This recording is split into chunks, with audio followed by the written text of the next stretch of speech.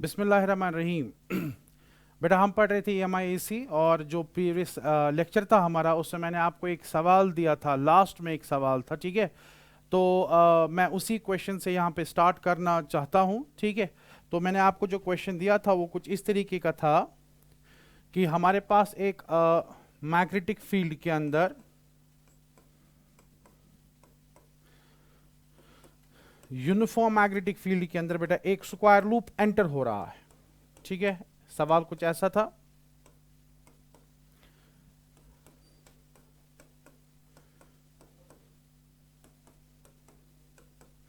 ये एक uniform magnetic field है।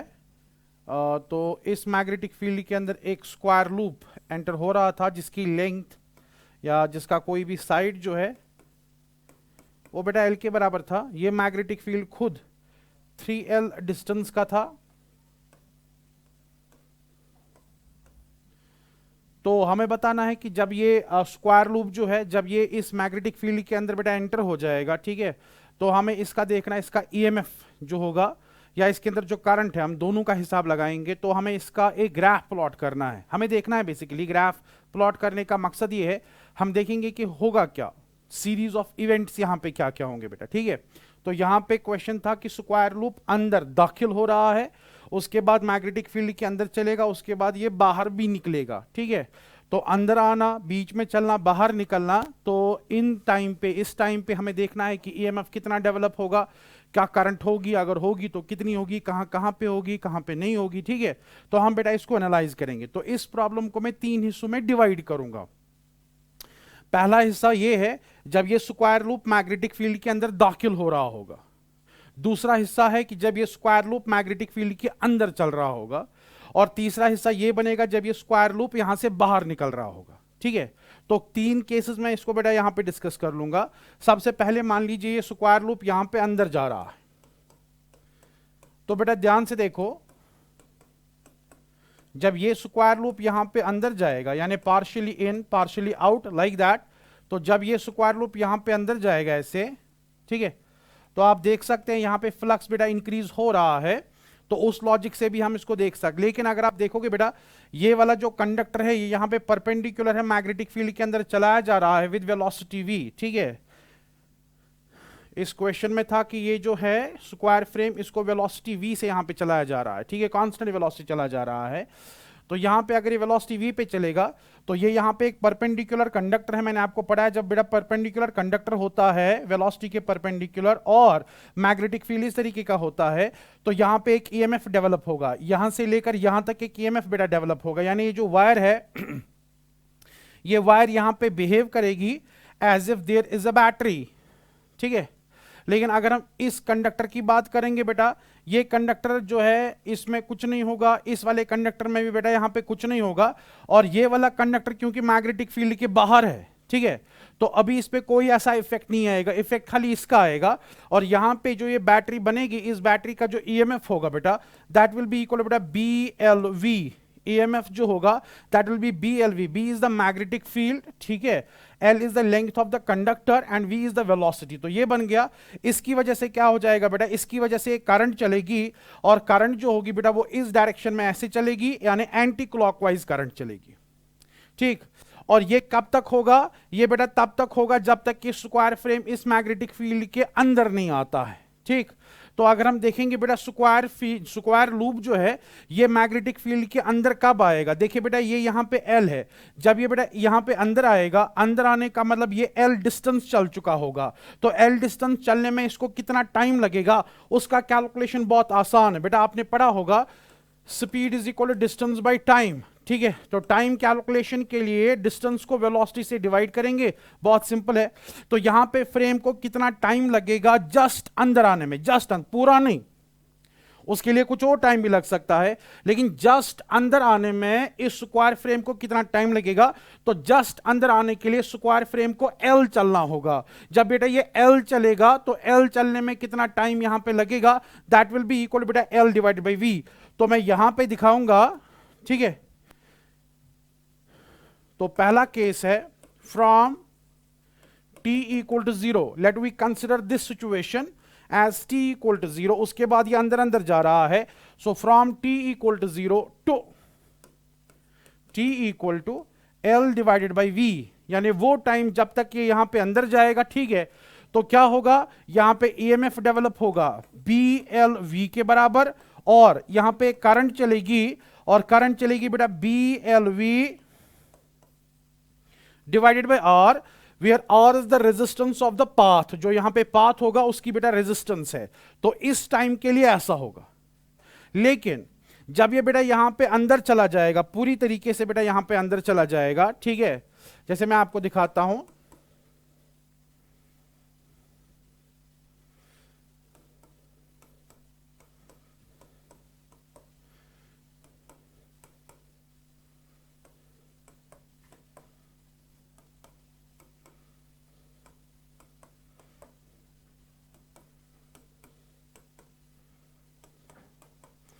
जब बेटा ये पूरी तरीके से अंदर चला जाएगा, ये इस कॉन्फ़िगरेशन पे यहां पे पहुंच जाएगा।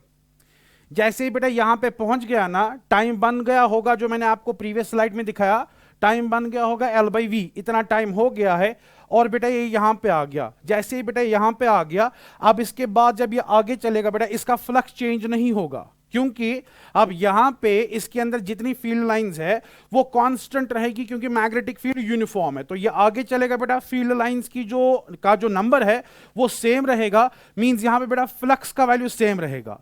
तो अगर फ्लक्स का वैल्यू सेम रहेगा तो ईएमएफ नहीं आएगा बेटा, ठीक है, ये लॉजिकल है। लेकिन हम इसको एक और तरीके से समझ सकते हैं, और वो तरीका ये है कि ये जो कंडक्टर था ये ऑलरेडी एक बैटरी बन चुका था, लेकिन अब जो ये कंडक्टर है ये भी मैग्नेटिक फील्ड के अंदर घुस गया, तो ये भी एक बेटा बैटरी बन जाएगा। और इन दोनों बैटरीज की जो स्ट्रेंथ होगी दैट विल बी BLV और BLV। अब अगर आप देखोगे ये दो बैटरीज यहां पे कनेक्टेड है, ठीक है, ये आपस में एक दूसरे का इफेक्ट जो है वो कैंसिल करेंगी, लाइक दैट। यहां से एक करंट भेजना चाहता है, यहां से ये भी करंट भेजना चाहता है, ये दोनों करंट्स आपस में ऑपोजिट डायरेक्शन में है, सेम स्ट्रेंथ की है, ये यहां पे कैंसिल आउट हो जाएंगी बेटा, ठीक है। तो यहां पे क्या हो जाएगा, यहां पे नेट ईएमएफ जो है that will be equal to 0, और यहां पे कोई करंट नहीं चलेगी। लेकिन अगर हम यहां पे देखेंगे ये कब तक होगा, कब से लेकर कब तक होगा, ठीक है। So this will happen from time t equal to, ये टाइम था बेटा L डिवाइडेड बाई V जो हमने प्रीवियस देखा था, ठीक है। ये तब तक होगा जब तक नहीं ये फ्रेम मैग्नेटिक फील्ड से बाहर निकलने लगेगा। ये फ्रेम मैग्नेटिक फील्ड से बाहर कब निकलेगा उसको समझाने के लिए मैं यहां पे मैग्नेटिक फील्ड को और ऐसे बढ़ाता हूं। ये तब होगा जब ये फ्रेम यहां पे पहुंच जाएगा बेटा, तब तक होगा। लेकिन तब तक कितना टाइम बीत गया होगा, याद रहे बेटा फ्रेम यहां पे था, इसको L/T टाइम लगा यहां पे पहुंचने में, और याद रहे ये यहां से लेकर यहां तक टोटल में 3L है, ठीक है। तो L चलने में बेटा L/T लगा, एक और L चलना है इसको, तो उसमें भी फिर से L/T लगेगा और L/V लगेगा, एक और L चलना है तो L/V। तो यहां पे L/V मींस 3L/V टाइम लगेगा। That means this will happen from T equal to L/V to T equal to 3L/V। बेटा जब इतना टाइम पहुंच गया होगा ना, उस टाइम पे फ्रेम बेटा वहां पे पहुंच गया होगा, और वहां पे भी हालत ऐसी ही है, दो बैटरीज है ऑपोजिट पोलैरिटी की, यहां पे मतलब बैक टू बैक यहां पे रखी गई है, जो अपना इफेक्ट कैंसिल करेगी। तो यहां पे क्या होगा बेटा, ईएमएफ का वैल्यू 0 होगा, और बेटा करंट का वैल्यू भी 0 आ जाएगा। बहुत आसान है, प्रीवियस स्लाइड देखिए बेटा, एक ही वायर का हिस्सा बैटरी बन रही है, एक वायर अभी मैग्नेटिक फील्ड के बाहर है, लेकिन जब ये वायर या ये स्क्वायर लूप जब मैग्नेटिक फील्ड के अंदर दाखिल होता है पूरी तरीके से, तो आपके पास दो बैटरीज बनेंगी जो इफेक्ट आपस में कैंसिल करेंगी। एंड देन ये तब तक होगा बेटा जब तक ये यहां पे इस एज पे नहीं पहुंचता, ठीक है, तब तक ईएमएफ का वैल्यू 0, करंट का वैल्यू 0 यहां पे आएगा। टाइम का हिसाब देखिए बेटा, पहले फील्ड के अंदर पूरी तरह घुसने में इतना टाइम लगेगा, उसके बाद इसको और L चलना है, यानी टोटल में टाइम हो गया होगा बेटा 3L/V, अगर हम पहले से काउंट करेंगे, ठीक है। और उसके बाद बेटा जैसे ये यहां से बाहर निकलने लगेगा, तो बाहर निकलने के लिए बेटा ये लूप जो है ये इस तरीके से बेटा बाहर निकल रहा होगा, ठीक है। अब आप देख सकते हैं कि ये वाला जो कंडक्टर है जो पहले बैटरी बन गया था, अब ये कुछ नहीं होगा इसका, क्योंकि ये जो है ये मैग्नेटिक फील्ड के बाहर निकल चुका है, लेकिन ये वाला पार्ट अब भी एक्टिव रहेगा। और यहां पे एक बैटरी बनेगी बेटा, BLV बैटरी बनेगी, BLV, ठीक है, जिसकी वजह से एक करंट चलेगी, और ये करंट बेटा ऐसी चलेगी, ठीक है। ये जो करंट है बेटा यहां पे क्लॉकवाइज करंट चलेगी। ध्यान दीजिए इस वाले स्लाइड में यहां पे बेटा एंटी क्लॉकवाइज करंट चल रही थी, तो जब ये अंदर की तरफ जा रहा होगा, अंदर की तरफ जाने के टाइम पे बेटा एंटी क्लॉकवाइज करंट है, ठीक है। बीच में जब ये चल रहा था कोई करंट नहीं है, और उसके बाद जब ये बेटा यहां से बाहर निकल रहा है तो यहां पे क्लॉकवाइज करंट यहां पे बन रही है, ठीक। सो this will be the third part. और इस थर्ड पार्ट में अगर हम देखेंगे, टाइम का हिसाब लगाएंगे, from time t equal to 3L/v, बेटा 3L/v मींस जब ये यहां पे पहुंचा था उसके बाद पूरी तरह बाहर निकलने में इसको कितना टाइम लगेगा बेटा, it will be t is equal to शाबाश 4L/v, क्योंकि और L जब ये बाहर निकलेगा तो ये मैग्नेटिक फील्ड से कंप्लीटली आउट हो चुका होगा, एंड दैट मींस बेटा 4L/v टाइम पहुंच गया होगा। और यहां पे EMF का वैल्यू जो होगा that will be equal to BLV, और करंट का वैल्यू जो होगा दैट विल बी बेटा BLV डिवाइडेड बाय R, ठीक है। और यहां बेटा क्लॉकवाइज करंट चल रही होगी। अब जो यहां पे करंट चल रही है एक्सट्रीम केसेस में, पहला अंदर आने के टाइम पे, दूसरा बेटा बाहर जाने के टाइम पे, ठीक है। दोनों करंट्स का नेचर डिफरेंट है, एक क्लॉकवाइज एक एंटी क्लॉकवाइज। जब हम ग्राफ प्लॉट करेंगे तो एक करंट को आपको पॉजिटिव कंसीडर करना होगा और एक करंट को बेटा आपको शाबाश नेगेटिव कंसीडर करना होगा, क्योंकि नेचर इनका डिफरेंट है। लेकिन किस करंट को मैं पॉजिटिव मानूंगा और किस करंट को मैं नेगेटिव मानूंगा, ठीक है, ये सिंपली आप अपनी मर्जी से बता सकते हैं, क्लॉकवाइज को पॉजिटिव और एंटी क्लॉकवाइज को नेगेटिव, या वाइस वर्सा। लेकिन मैं आपको जो यहां पे प्लॉट दिखाऊंगा ना, ये मेरे हिसाब से ज्यादा अप्रोप्रिएट प्लॉट रहेगा। मैं पूरा जस्टिफाई करूंगा मैं किसको पॉजिटिव मानूंगा, किसको बेटा नेगेटिव मानूंगा, ठीक है। तो उसके लिए हम एक काम करते हैं, मैं यहां पे प्लॉट बनाना चाहता हूं। तो प्लॉट बनाने के लिए मैं यहां पे पहले एक ग्राफ दिखाऊंगा।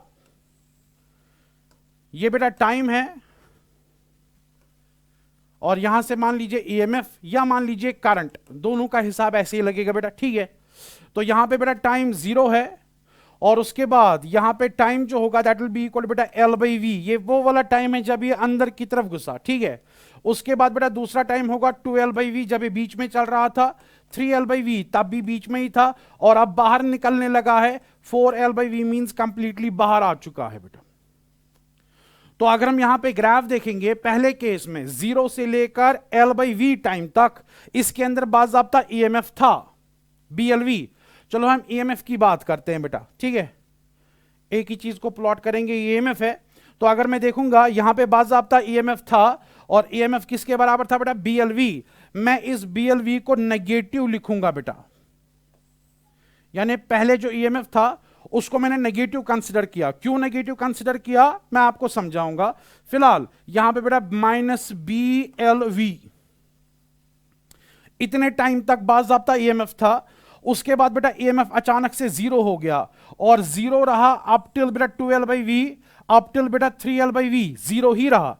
लेकिन जब ये बेटा यहां 3L/v टाइम के बाद जब ये बाहर निकलने लगा तो EMF वापस आ गया, और इस टाइम का EMF जो है वो मैं यहां पे पॉजिटिव कंसीडर करूंगा, और यहां पे जो EMF का वैल्यू है दैट इज बेटा +BLV।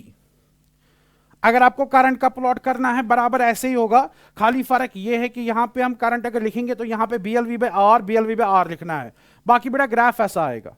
अब आप बोलेंगे सर पहले केस में जब करंट यहां पे एंटी क्लॉकवाइज चल रही थी, ठीक है, तो आपने यहां पे नेगेटिव वैल्यू क्यों लिया, और यहां पे जब क्लॉकवाइज करंट चल रही थी तो आपने यहां पे पॉजिटिव क्यों लिया, ठीक है। इसका एंटी क्लॉकवाइज से कोई लेना देना नहीं है बेटा, ठीक है। मैंने जिस हिसाब से लिखा, आधे बुक्स पे इसको पॉजिटिव बोला है, इसको नेगेटिव बोला है, लेकिन जो मैंने यहां पे आपको हिसाब बताऊंगा आपको खुद भी लगेगा कि यही होना चाहिए बेटा, और यही है भी, ठीक है।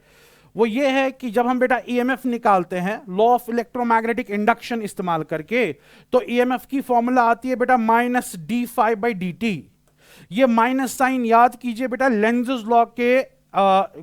लॉ की वजह से है, माइनस का मतलब होता है जब भी हम फ्लक्स चेंज करते हैं ईएमएफ जनरेट होता है, करंट जनरेट होती है, लेकिन जो ये करंट या ईएमएफ होती है ये इस तरीके से बिहेव करती है कि ये फ्लक्स के चेंज को अपोज करती है। माइनस लेंज़ेस लॉ का एक इंटीग्रल पार्ट है, minus times d phi by d t, flux change होने को अपोज करना।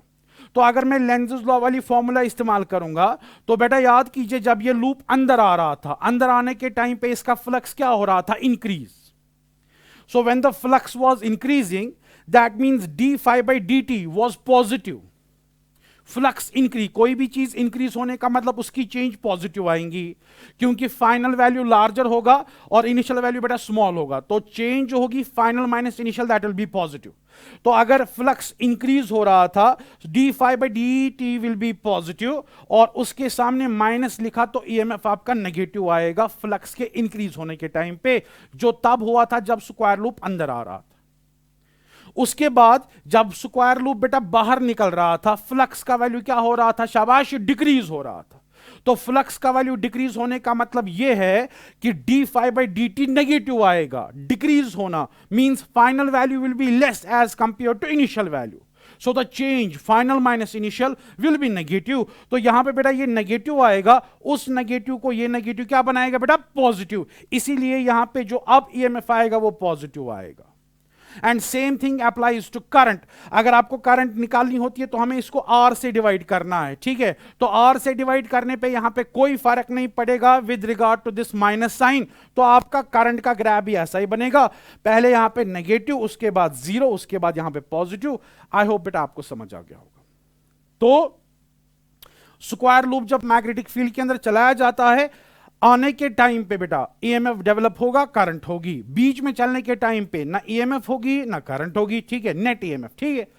और अगर आप देखेंगे बेटा निकलने के टाइम पे फिर से ईएमएफ होगा और फिर से बाज़ाब्ता करंट होगी। So this is the solution of the question जो मैंने आपको प्रीवियस लेक्चर में बताया था बेटा, ठीक है। सो आई होप आपको समझ आ गया होगा। मैं आगे चलूंगा, आज मैं आपको बेटा एक और टाइप की प्रॉब्लम्स दिखाऊंगा जो कि बहुत इंपॉर्टेंट है इस मोशनल ईएमएफ में, ठीक है। And the problem is that अगर मैं एक रॉड लूंगा और रॉड को मैग्नेटिक फील्ड के अंदर बेटा घुमाऊंगा, रोटेट करूंगा, अभी तक हम रॉड को चला रहे थे लेकिन अब हम बेटा रॉड को घुमाएंगे, तो घुमाने से क्या ईएमएफ डेवलप हो सकता है वो मैं आपको दिखाता हूं, ठीक। तो उसके लिए I'll be writing beta EMF developed due to rotating rod। बेटा बहुत इंपॉर्टेंट टॉपिक है, एंट्रेंस के लिए बहुत इंपॉर्टेंट टॉपिक है ये, ठीक है। इस पे आज तक बहुत सवाल पूछे गए हैं, मैं वो क्वेश्चंस यहां पे दिखाऊंगा आपको। फिलहाल EMF developed due to rotating rod in magnetic field, obviously in magnetic field. तो बेटा अगर आपको ये यहां पे समझ आ गया तो देखिए बेटा मैं क्या करता हूं, मैं एक रॉड लूंगा बेटा, ये एक रॉड है,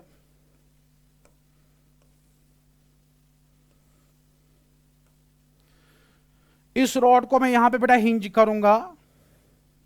मान लीजिए मैंने एक कील लाया है और कील से ऐसे बंद किया है ताकि ये रॉड यहां पे घूम सके, ठीक है। यहां पे एक मैग्नेटिक फील्ड है, यूनिफॉर्म मैग्नेटिक फील्ड है जिसके अंदर इस रॉड को रखा गया है बेटा, और ये मैग्नेटिक फील्ड के अंदर ही घूमेगी।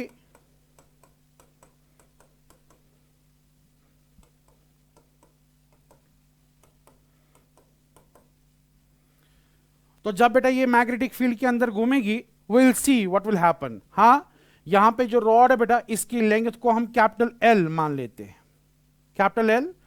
This is the specification. Magnetic field जो यहां पे है वो बी के बराबर है, ठीक है।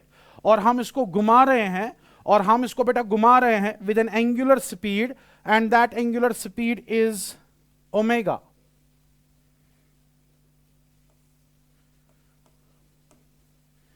एंगुलर स्पीड बेटा ओमेगा, एंगुलर स्पीड ओमेगा से इस मेटेलिक रॉड को ऐसे ऐसे घुमाया जा रहा है। तो हमें देखना है कि यहां पे क्या होगा बेटा। देखिए जब भी कोई बड़ी चीज बेटा रोटेट होती है ना विद सर्टेन एंगुलर स्पीड, ठीक है। एंगुलर स्पीड का मतलब है एक रोटेशन कितने टाइम में ये कंप्लीट कर रही है, दैट इज एंगुलर स्पीड बेटा, ठीक है। तो अगर आप देखेंगे रॉड का हर कोई हिस्सा एक रोटेशन एक ही टाइम में कंप्लीट करेगा। अगर रॉड 1 सेकंड में घूम रही है तो 1 सेकंड में ये वाला हिस्सा भी अपनी जगह पे वापस आएगा, 1 सेकंड पे ये वाला हिस्सा भी अपनी जगह पे वापस आएगा।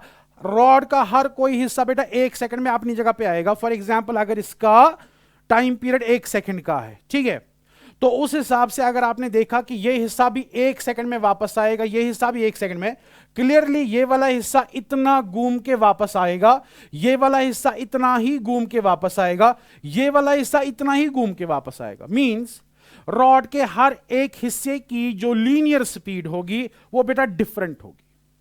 आई रिपीट, जो v होगी रॉड के हर एक हिस्से की वो डिफरेंट होगी।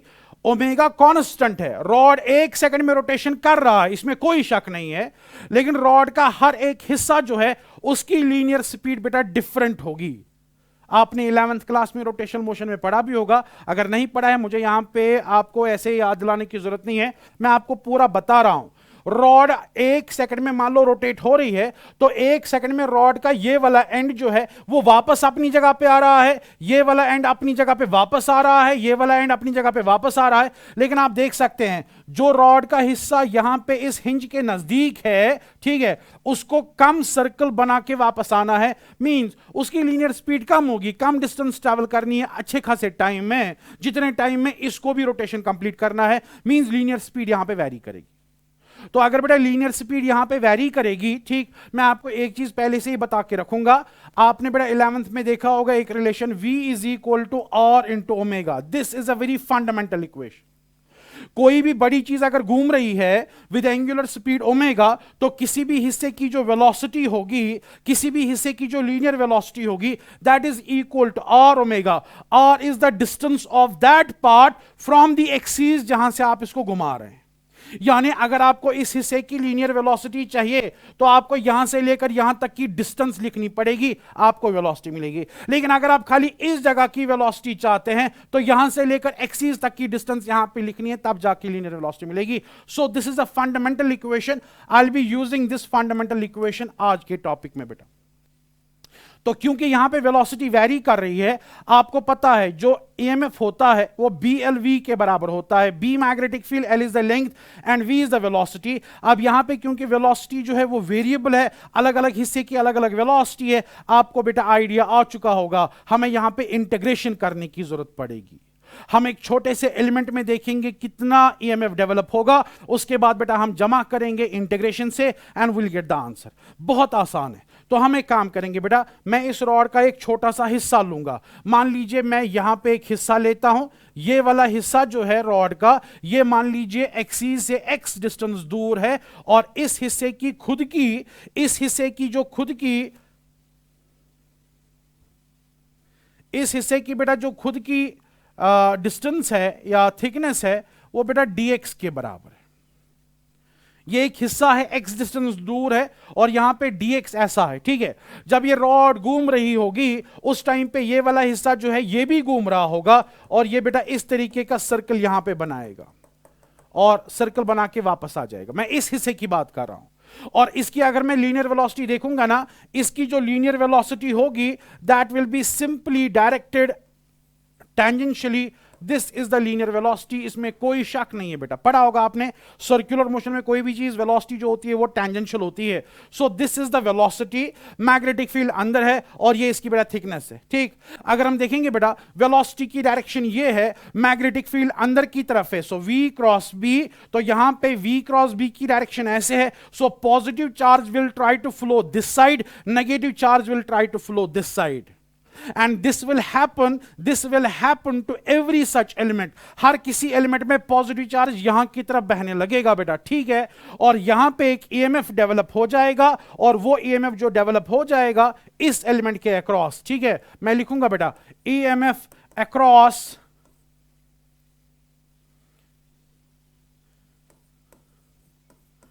Element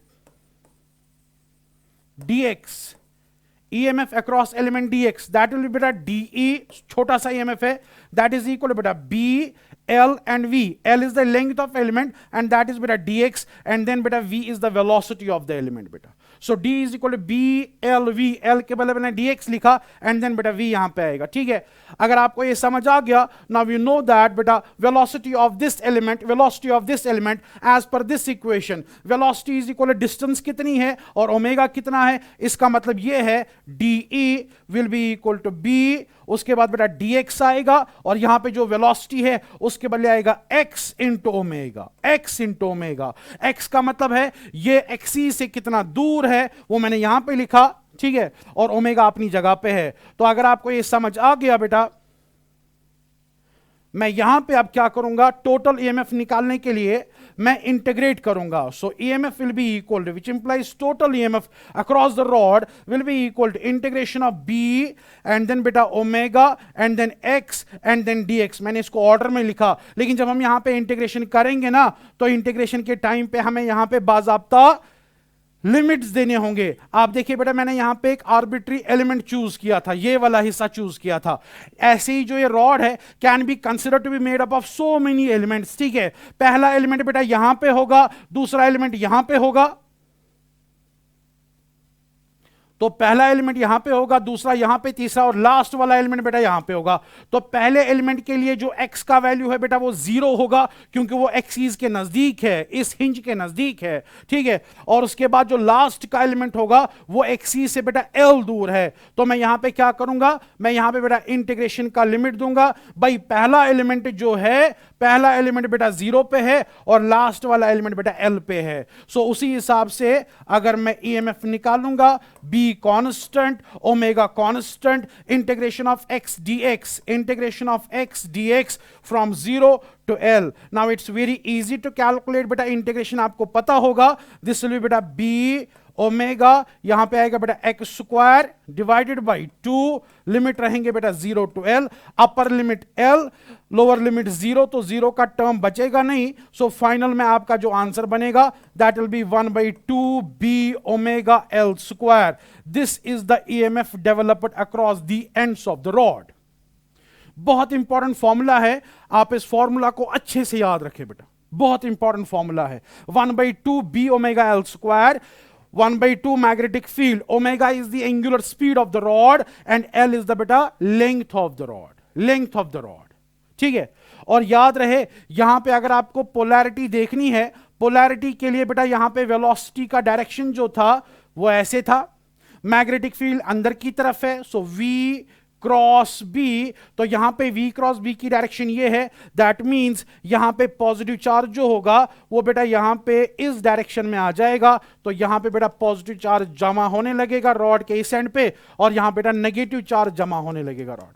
that means this end of the rod will be at higher potential and this end of the rod will be at lower potential. So whenever you have a rotating rod beta, whenever you have a rotating rod just like this rotating rod is also equivalent of having a battery, but the battery polarity will be like this. This is equivalent, this situation is same as having a battery, and the battery has an mm of 1/2 b omega L square. तो जब भी rod को घुमाया जाता है तो घुमाने के टाइम पे बेटा उसमें ईएमएफ डेवलप हो जाता है. यहां पे अगर आपको ये याद रहा, ये लिमिट्स जो मैंने यहां पे दे दिया, अगर आपको ये समझ आ गया, इसी टॉपिक पे जेई पे एक क्वेश्चन आया था, मैं उस क्वेश्चन को आपके सामने यहीं पे रखूंगा. ठीक है, इसी तरीके से मैं आपको सिखाऊंगा बेटा,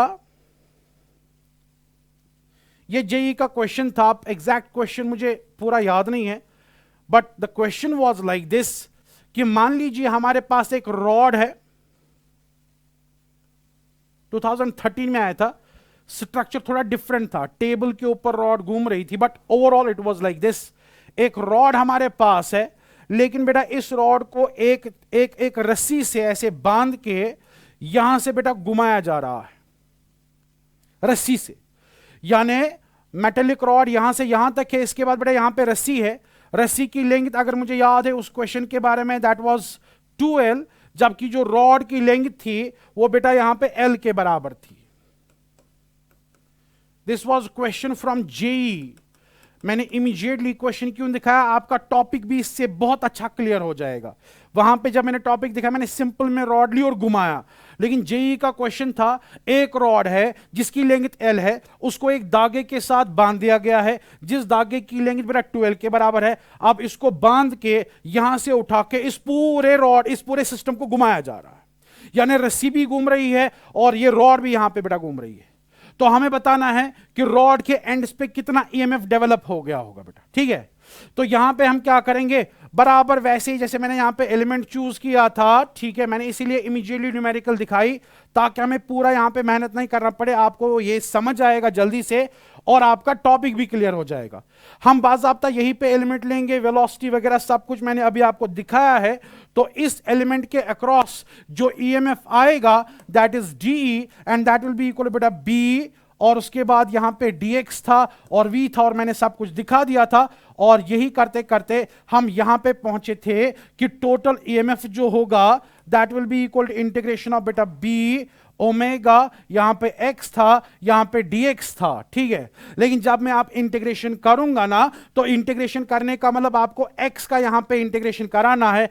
x is the location of the element from the axis. तो अगर हम देखेंगे पहला रॉड का जो एलिमेंट है, रॉड का, रस्सी का नहीं चलेगा यहां पे, पहला रॉड का जो एलिमेंट है ये ऑटोमेटिकली एक्सीज से 2l दूर है, और जो लास्ट वाला एलिमेंट है वो एक्सीज से बेटा 3l है।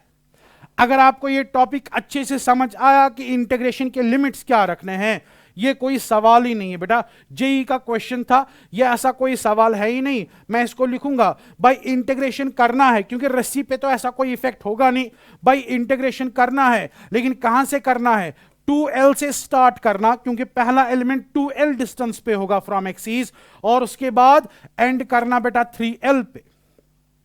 खत्म, यहां पे इंटीग्रेशन हो गया, दिस विल बी इक्वल बेटा बी ओमेगा, यहां पे आएगा मैंने अभी कराया था it is x square by 2, लेकिन अब लिमिट्स रहेंगे बेटा 2l से लेकर 3l। इसको यहां पे हम सॉल्व करेंगे और सॉल्व करने पे आपका आंसर आएगा बेटा बी ओमेगा, पहले अपर लिमिट लगेगा 3l का स्क्वायर बाई 2 माइनस 2l का स्क्वायर बाई 2, ठीक है, and that means it will be शाबाश b into omega 9l square by 2 minus 4l square by 2, so 9l square by 2 minus 4l square by 2। मजीद calculation नहीं करेंगे, same चीजें हैं, 9 में से 4 निकालेंगे 5 बच जाएगा, so 5l square by 2, so the final answer will be equal to 5 by 2 b omega l square. This was the problem asked in JEE. मुझे ये बहुत अच्छा लगता है यहां पे इमीडिएटली दिखाना, क्यों, क्योंकि इससे आपका लिमिट का कॉन्सेप्ट जो है वो अच्छे से आपको समझ आ जाता है कि अगर आपके पास ऐसा कंडीशन होगा तो उस टाइम पे एलिमेंट बेटा 0 से स्टार्ट नहीं होंगे, एलिमेंट जो है वो यहां से स्टार्ट होंगे, यहां पे खत्म होंगे, और वही मैंने यहां पे लिमिट्स दे दिए, and this is the answer of the question, ठीक है। तो रोटेटिंग रॉड के ऊपर मैंने आपको ये सवाल दिखाया, रोटेटिंग रॉड के ऊपर मैं आपको बेटा एक और सवाल दिखाता हूं।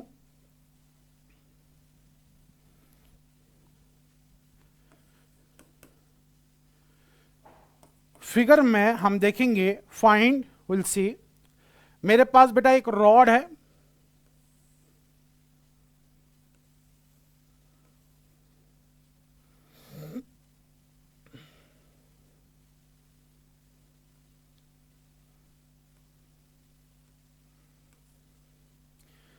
रॉड मेरे पास है, लेकिन बेटा इसको यहां पे हिंज किया है। रॉड की टोटल लेंथ बेटा 4l है, ठीक है, जबकि यहां से लेकर यहां तक अगर हम देखेंगे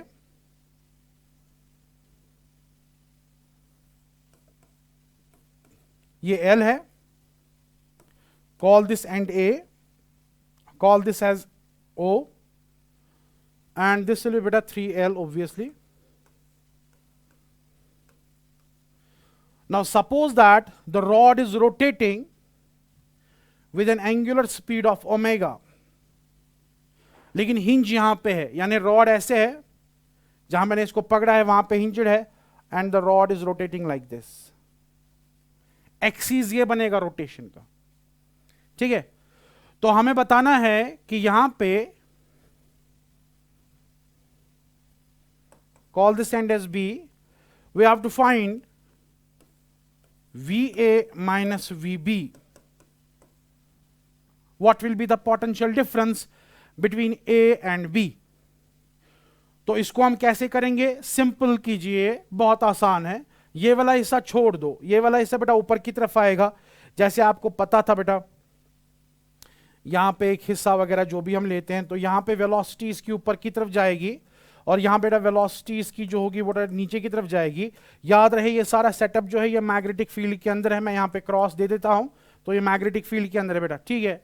तो होगा ये कि यहां पे जो V है, ऐसे V cross B, positive charge यहां पे जमा होने लगेगा, नेगेटिव चार्ज यहां पे जमा होने लगेगा, and this end will behave as a battery, और इस एंड की जो बैटरी है बेटा, इस वाले एंड की जो बैटरी है, इसका जो ईएमएफ होगा, that EMF from this point two this point, ये यहां पे एक्सीस है, बाकी को छोड़ दो, यहां से लेकर यहां तक का जो ईएमएफ है बेटा, that will be equal to 1/2 B omega L square, लेकिन यहां पे एल 3L के बराबर है, न्यूमेरिकल दिया है ऐसा ही। So if it is so this will be equal to beta 1/3 का स्क्वायर बनेगा 9, so overall it will be 9/2 b omega L square. This is the EMF developed in this portion of the rod, with this end at higher potential and this end at beta lower potential, and this is what we have. Now considering this part, again this is a rod and it is rotating, ठीक है, अगर हम इसको अलग से देखेंगे, लेकिन इसका यहाँ पे वेलोसिटी क्योंकि नीचे की तरफ है और मैग्नेटिक फील्ड तो अंदर की तरफ है ही, तो यहां पे अगर मैं V क्रॉस B करता हूं, तो यहां पे क्या होगा बेटा, यहां पे फिर से पॉजिटिव चार्ज यहीं पे जमा हो जाएगा, नेगेटिव चार्ज बेटा यहां पे जमा हो जाएगा। लेकिन इस वाले रॉड का अगर मैं देखता हूं, ये बेटा इस वाले रॉड का था, अगर मैं यहां पे इस वाले रॉड का देखूंगा, यहां पे जो ईएमएफ डेवलप हो जाएगा बेटा, this will be equal to 1/2 B omega L square, क्योंकि लेंगे तो यहां पे L ही था, यहां पे 3L था, तो ये ऐसा आ गया। सो दैट मींस ये भी एक बैटरी बनेगी, ये भी एक बैटरी बनेगी, इस तरीके से जो मैंने आपको दिखाया। अगर ये बराबर बीच में रखेंगे तो दोनों की बैटरी स्ट्रेंथ सेम होगी, लेकिन अगर ये यहां पे थोड़ा एसिमेट्रिक रखा तो ये बड़ा डिफरेंट हो गया। Now it is very easy to see that ये पॉजिटिव, यानी ये तो एक ही पोटेंशियल पे होगा ना, ये यहां पे और वो वहां पे डिफरेंट पोटेंशियल्स पे होंगे। क्यों? क्योंकि एक जगह पे पोटेंशियल का वैल्यू एक ही होगा, ठीक है। माना मैंने ये हायर है, बट ये पोटेंशियल एक ही वैल्यू रखेगा, ठीक, क्योंकि ये 0 पॉइंट यहां पे या O पॉइंट यहां पे है। अब यहां पे ये फर्क कर रहा है, यहां से लेकर यहां तक फर्क इतने का है पोटेंशियल डिफरेंस, और यहां से लेकर यहां तक पोटेंशियल डिफरेंस इतने का है। क्लियरली ये ज्यादा लोअर पोटेंशियल पे होगा, क्योंकि आपको बहुत डिफरेंट यहां पे पोटेंशियल लेना है, 9/2 जबकि 1/2 है। अगर आपको ऐसे समझ नहीं आया कोई बात नहीं है, बहुत सिंपल है, मैं इसको लिख सकता हूं बेटा, VO माइनस VA, यानी यहां का पोटेंशियल माइनस यहां का पोटेंशियल, जो पोटेंशियल डिफरेंस है VO VA, that is equal to 1/2 B omega L square. And अगर मैं यहां का पोटेंशियल और वहां का पोटेंशियल लिखूंगा, VO minus VB, VO minus VB, that is equal to बेटा 9/2 B omega L square. Now we have to find VA minus VB। तो VA माइनस VB निकालने के लिए, VA पॉजिटिव है, VA बेटा पॉजिटिव है, VB नेगेटिव है, तो इसको पॉजिटिव बनाने के लिए मैं इसको माइनस कर लूंगा बेटा, इसमें से ये सब्ट्रैक्ट करेंगे, सो V0 माइनस VB में से माइनस करेंगे V0 minus VA, that will be equal to 9/2 B omega L square minus 1/2 B omega L square, and that means बेटा ये V0 कैंसिल हो जाएगा, VA पॉजिटिव बन जाएगा, VB नेगेटिव रहेगा, यही हमें निकालना था। And that will be equal to 9/2 minus 1/2, that means 8/2 and that is 4 whatever. मैंने ये स्टेप यहां पे आपके लिए बढ़ाया, अदरवाइज हम इसको जबानी भी कर सकते थे सिंपल तरीके से, मैं आपको कोशिश करके दूंगा। देखिए ये एक ही जगह पे पोटेंशियल था, सेम पोटेंशियल था, यहां से आपको जाना था 1/2 बी ओमेगा एल स्क्वायर, यहां से आपको जाना था 9/2, यानी यहां से ये बहुत लो हो रहा है और यहां से भी ये लो हो रहा है, लेकिन 1/2, लेकिन यहां पे 9 टाइम्स लो हो रहा है। So clearly this was at a very lower potential as compare to this. और यहां से यहां तक फर्क निकालने के लिए मैं क्लियरली 9/2 को 1/2 से माइनस कर सकता था, बट आपको थोड़ा सा इसको हिसाब लाने के लिए मैंने बेटा इसको ऐसे दिखा दिया। So this was rotating rod बेटा, ठीक है। रॉड रोटेट होने के टाइम पे, ठीक, हम कैसे यहां पे देखते हैं ईएमएफ कितना डेवलप हो गया।